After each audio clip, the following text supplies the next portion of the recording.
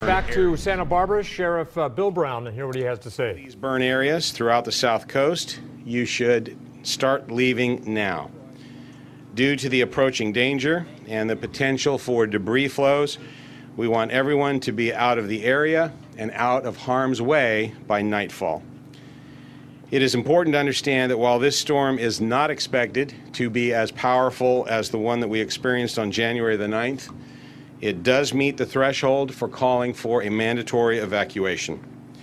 There is a risk for dangerous flash flooding, mud, and debris flows. This is a challenging storm. Unlike the 1/9 debris flow storm, which came at us directly over the Pacific Ocean, this storm is traveling down the coast of California. It has gone through Monterey County and is now starting to hit San Luis Obispo County.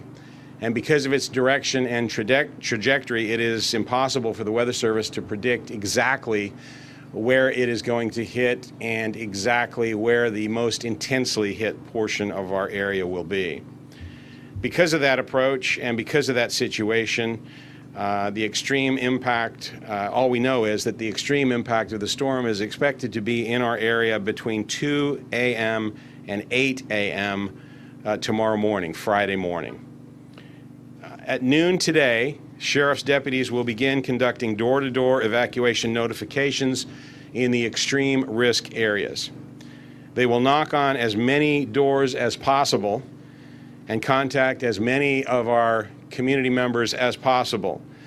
But due to the size and the breadth of the evacuation area, we will not be able to notify everyone in person.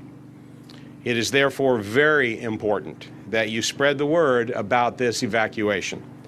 Tell your family members, neighbors, and friends, and it is also important that you help them evacuate if they need it. Please do not wait for someone to contact you in person in order to leave.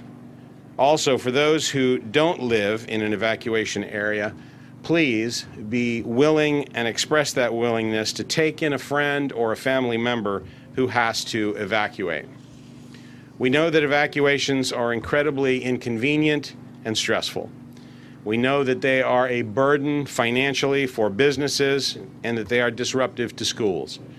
The list goes on, but they are necessary. Please know that we do not take evacuations lightly.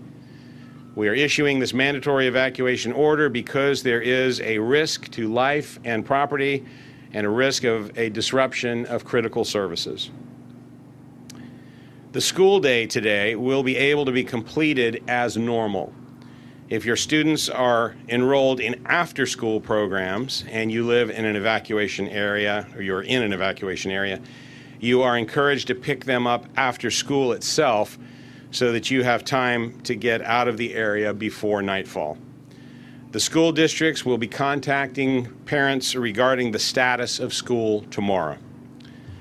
A Red Cross evacuation center has been set up at the Earl Warren Showgrounds. Earl Warren is also accepting large animals that need temporary sheltering. For coordination, please contact Santa Barbara County Animal Services at 805-661-4332. Again, that's 805-661-4332. For the latest information on evacuations and road closures, please go to www.readysbc.org. If you're at all confused about whether you are in the mandatory evacuation order area, please go to readysbc.org, where you can find an interactive map and easily insert your address, and it will let you know if you are in that area. Again, it is not our intention to cause panic. We want everyone to proceed with this evacuation in a very calm and orderly fashion. This is the first storm since the 1/9 debris flow, and we cannot take any unnecessary chances. We want everyone to be safe and to be out of harm's way. So please comply with this mandatory evacuation order. Stay vigilant, stay informed, be signed up for those aware and prepare alerts. And I thank you in advance for your cooperation and your compliance with this order. And as before, we will get through this together. Thank you, and I'd be happy to answer a few questions. Talk about what changed specifically in the forecast. I know last night you were hoping to, if you had to do these mandatory evacuation orders, to do them then, but held off. What changed overnight? Yeah, the question is what changed between last night and tonight. Last night we had talked about delaying issuing a mandatory evacuation order. Actually, not much changed. What we indicated last night was that if the situation remained the same or intensified, that we were likely to issue a mandatory evacuation order. And that essentially is what has happened. We still have this potential threat that is coming our way. And it is right on the cusp of our protocol. But nevertheless, after consultation and discussions with the people at the Weather Service and the situation that we have is such that this team of emergency officials made the recommendation, and I concur with that recommendation that we need to effect this order. The other part of that is, as I said, this is the first storm in the wake of the disastrous one that we had on the 9th, and we just don't know how our watershed is going to react to this. We've been told that it is very precarious and very dangerous, so we want to make sure that no one is in harm's way if we have another sizable debris flow. Sheriff, can you talk about the 101 and any potential closing that may have to happen? The 101 freeway will remain open so that people can evacuate up through the arrival and onset of this storm. It will be evaluated at that point in terms of the intensity of the storm. As we get closer to it, we should have some updates in terms of the weather and the intensity of the weather. And the Highway Patrol will make that decision in terms of shutting the freeway down if we have a period of time where we get inundated with heavy weather.